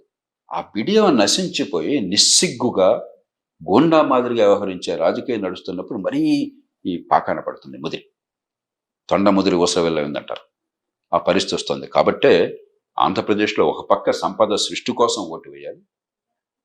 ఉపాధి కల్పన, సంపద సృష్టి, మన బతుకులు బాగుపడడం, ఊరికే పంపిణీ మాత్రమే కాకుండా, మరో పక్కన ఒక్క రోజున చట్టబద్ధ పాలన అద్భుతంగా రాకపోయినా కూడా మరి అడ్డగోలుగా గీత దాటి ఏ హద్దు లేకుండా, చట్టం అనేది లేకుండా ఒక నేర సమానమైన రాజకీయం నడుస్తున్న పరిస్థితి నుంచి బయటపడేందుకు మనందరం కూడా గొంతు విప్పాలి. భయానకమైనటువంటి వాతావరణం అక్కడ ఉంది అని చెప్పి నాకు స్వయంగా కొంతమంది చెప్పినటువంటి మాట. సరే, అక్కడ ఉందా లేదా తర్వాత సంగతి. అయితే రాబోయేటువంటి రోజుల్లో ఒరిజినల్ డాక్యుమెంట్స్ తీసుకోబోతున్నారు ప్రాపర్టీస్ సంబంధించి ఇళ్ళవి కానీ పొలాలు కానీ అవి తీసుకొని ఏం చేస్తారు అనేటువంటి భయం ఉంది అని చెప్పి అంటున్నారు సార్. అలాంటిది ఉంటుందా? చట్టబద్ధత నాకు ఒప్పుకుంటుందా? వివరాలు తెలియవు ఏం జరుగుతుందని చెప్తున్నాను కాబట్టి నేను ఎక్కువగా దాని గురించి మాట్లాడలేను. కానీ భయపడకండి. ఈ దేశంలో రాష్ట్ర ప్రభుత్వం ఒక్కటే కాదు, రాష్ట్ర ప్రభుత్వంలో కూడా నిజాయితీ పరులైన పాలనా యంత్రాంగం ఉన్నది. అందరూ దుర్మార్గులు కాదు. ఎలాంటి పరిపాలన ఏ ప్రభుత్వం కూడా అందరినీ శాసించలేదు. రెండోది, ఆ పైన రాజ్యాంగాన్ని కాపాడే సంస్థలు ఉన్నాయి. భయపడకండి. 3 ఎన్నికలు ఉన్నాయి అట్లా. కాబట్టి ఇవాళ తప్పులు జరిగితే తప్పులను సవరించే అవకాశం మళ్ళీ చట్టం రూపంలో ఇంకో ప్రభుత్వానికి వస్తుంది. ఎన్నికల ఉద్దేశం అదే. ఒక నియంతృత్వ రాజ్యానికి, రాచరికానికి, ప్రజాస్వామ్యానికి తేడా ఏంటంటే పొరపాటు నిర్ణయాలు చేసిన, తప్పు చట్టాలు చేసిన, ప్రజలకు అన్యాయం తలపెట్టినా దాన్ని సవరించే పరిష్కారం అన్నది. ఎమర్జెన్సీలో చాలామంది అన్యాయం ఆక్రోశించారు. మరి అంత పెద్ద ప్రభుత్వం తప్పని ఒక ఎలక్షన్లో కూలిపోయింది. అంచేత భయపడద్దు. ప్రజాస్వామ్యం అంటే అర్థమైతే సంఘటితంగా పరిజ్ఞానంతో మనం గొంతు విప్పాలి. ఎలక్షన్ని సద్వినియోగం చేసుకోవాలి. మన తాత్కాలికంగా మనకున్నటువంటి గ్రూపులు, వర్గాలు, అసూయలు, ద్వేషాలు, పక్షపాతాలు, లేకపోతే వారి ప్రలోభాలు, వీటికి లొంగిపోయి రేపొద్దున తిరిగి ఆడవటం కంటే ఇది అవకాశం. దీన్ని ఉపయోగించుకోండి. భయపడిపోకండి. ఓటు వేయండి. ఈ భూముల లావాదేవీల విషయంలో కనుక పొరపాటు ఉంటే, అన్ని పొరపాట్లు కాకపోవచ్చు, అపోహలు కూడా ఎక్కువ ఉంటాయి. నిజంగా పొరపాట్లు ఉంటే మనం సమగ్రంగా పరిశీలిద్దాం. ప్రభుత్వాలు, పార్టీలతో పాటు పౌర సమాజ సంస్థలు, లోక్సత్తా లాంటివి కూడా గట్టిగా పట్టించుకుని నిజాయితీగా పరిశీలిద్దాం. నిజంగా పొరపాటు ఉంటే సవరించేందుకు నిర్మాణాత్మకంగా పరిష్కారాలు చూపెడదాం. గట్టిగా ఒత్తిడి తీసుకొచ్చి ఆ మార్పులు తీసుకొద్దాం. అంతేగాని ఎవ్వరూ, బ్రిటిష్ వాడు కూడా మీ ఆస్తుల్ని పోగొట్ల. ఏం కాదు. కొన్ని పొరపాట్లు జరిగినట్టయితే దాన్ని పరిష్కరించుకుందాం. ఒకవేళ మళ్ళీ ఇప్పుడు ఉన్నటువంటి ప్రభుత్వం వస్తే మేము ఇంకా ఉండే పరిస్థితి ఉండదేమో అని భయపడే వాళ్ళు కూడా ఆ ఉన్నారు సార్. భయం వద్దు. ఒకటి, ప్రభుత్వాన్ని అన్నీ తెలిసి ప్రజలు ఫలానా వాళ్లే కావాలని కోరుకుంటే వాళ్ళు ప్రభుత్వంగా మనం అంతా స్వీకరించాలి. రాజ్యాంగబద్ధ పాలన, ప్రజాస్వామ్యం అంటే అర్థం అదే. నాకు నచ్చినోడు వస్తే వాళ్ళని ప్రభుత్వంగా ఒప్పుకుంటాను, లేకపోతే ప్రభుత్వం ఒప్పుకోమంటే అది ప్రజాస్వామ్యం కాదు, అరాచకత్వం అవుతుంది. అంటే అలాంటి రెండు ఏ ప్రభుత్వం వచ్చినా కూడా పొరపాట్లు జరిగితే దాన్ని ఎదుర్కోవడానికి చాలా మార్గాలు ఉన్నాయి. చట్టబద్ధమైన రాజ్యాంగబద్ధ మార్గాలు ఉన్నాయి, సంస్థలు ఉన్నాయి.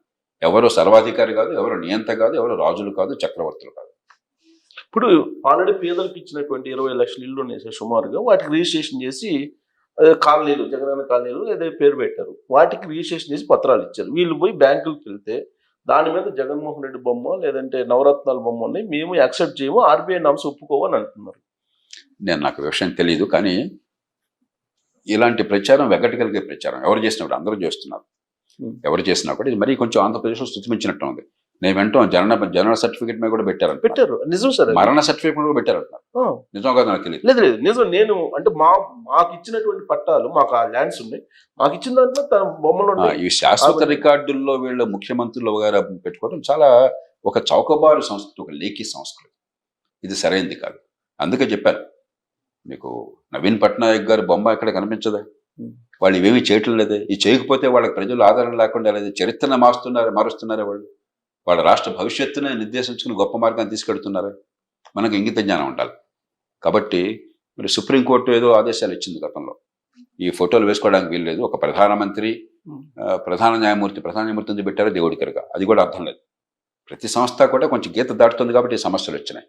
కానీ ఆ తీర్పు పట్లనే ఉంది, జరుగుతూనే ఉంది.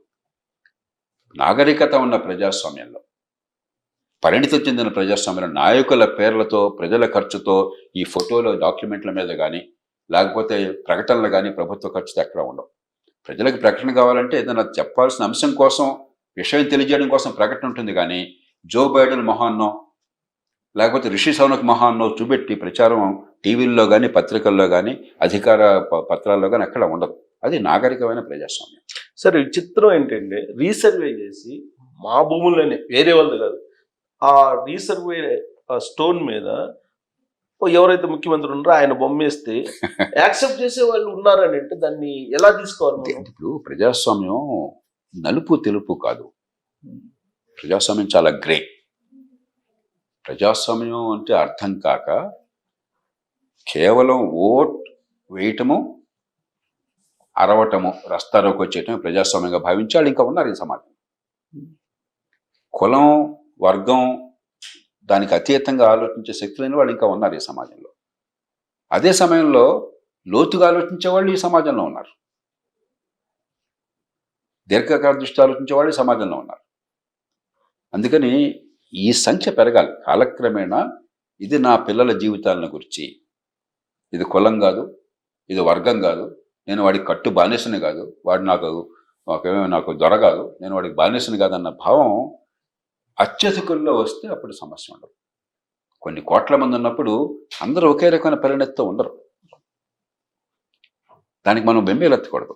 ఆ వాళ్ళలో నెమ్మదిగా అనునయంగా తిట్టకుండా, వాళ్ళని ఏదో శత్రువులుగా మార్చకుండా ఆలోచింపజేస్తారు. నీ పిల్లల బతుకు కోసం ఆలోచించాలని అర్థమైనట్టయితే, ఆ పిల్లల బతుక్కి చేసే నిర్ణయాలకు సంబంధం అర్థమైతే ఖచ్చితంగా 199 మంది విజ్ఞతతో కొట్టేస్తారు.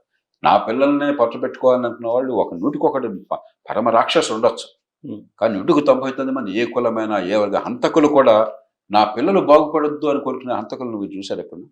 ఉండరు. కాబట్టి అది ఉన్నంత వరకు మానవ సమాజానికి రక్షణ ఉంది. అది అర్థమైతే వాళ్ళకి, ఈ ఓటు వల్ల రాజకీయం వల్ల నా పిల్లల భవిష్యత్తు అనే అర్థమైతే అత్యధికులు ఎప్పుడు కూడా మంచి మార్గాన్ని వెళ్తారు. సార్ మీ పార్టిసిపేషన్ ఉంటుందా సార్ ఇలా అవేర్నెస్ కల్పించేటువంటి? ఇప్పుడు ఇదంతా అదేగా. ఇది అది కాకుండా ఫీల్డ్లో ఇప్పుడు ఆధునిక యుగంలో పూర్వంలాగా మనం ఇప్పుడు ఫీల్డ్లో జరిగేది ఏంటి? వాళ్ళని ఫ్రాంక్గా మాట్లాడుకుందాం. ఈ పార్టీ ఆయన వచ్చి 1,00,000 మందితో సభ పెడతాడు. 1,00,000 మంది అంటే 1,00,000 × 1000 లేక 2,000. డెఫినెట్గా తెలుసు జరుగుతుందంటే ఒక 50 కోట్లు ఖర్చు పెట్టుకుంటే 100 కోట్లు పెట్టుకుంటే 1,00,000 మంది సభ సాధ్యం కాదు. మండుటెండలో వాళ్ళని తీసుకురావటం, మీరు మాట్లాడే ముందు వాళ్ళు తిరిగి వెళ్ళిపోవటం. ఈ సభ అంతా కూడా టీవీ కెమెరాల్లో ఒక నిమిషం చూపించడం కోసం, పత్రికల్లో హెడ్లైన్ రావడం కోసం తప్పితే ప్రజలకు సందేశం వెళ్ళటం కోసం కాదు.